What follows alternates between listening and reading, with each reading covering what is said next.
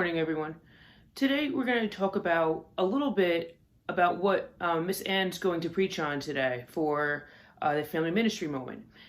The reading that Miss Ann is focusing on starts with acknowledging that there are different groups of people that have different mindsets and different opinions, different physical appearances, and all that kind of fun stuff that we frankly can't overlook. But the Bible challenges us towards the end of the scripture to see how we're all united. So a good example would be, I bet a lot of you are Ravens fans. And if a Steelers fan came walking into your house in the middle of a Ravens game, maybe even a Ravens-Steelers game, you might not want to talk about them or talk to them very much. But if a really good play happens that you can both acknowledge was some really good football, you can't ignore that, and you're challenged to talk to that person about it.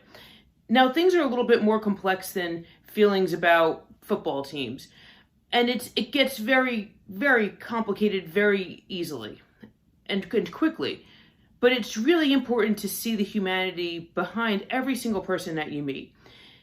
It's important to recognize that people have different human experiences that have led them to where they are, and to try to grow your empathy to meet them where they are. And this is something that I struggle with every single day.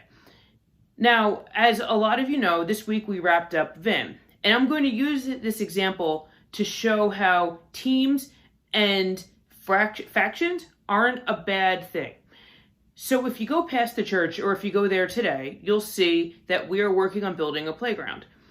So that playground it took more than one person to build, obviously, but it also took more than one team to build.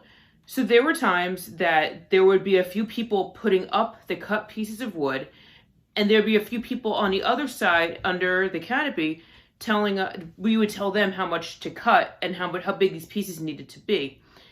If we didn't have the two teams, that means that the people putting together the wood would have maybe noticed an issue, and we would have had to get off the structure, safely go to the chop block, cut it ourselves, and then go back to where we were, make sure that we were safe, we weren't going to fall off or injure ourselves, and then just rinse, repeat, do the same thing how many times.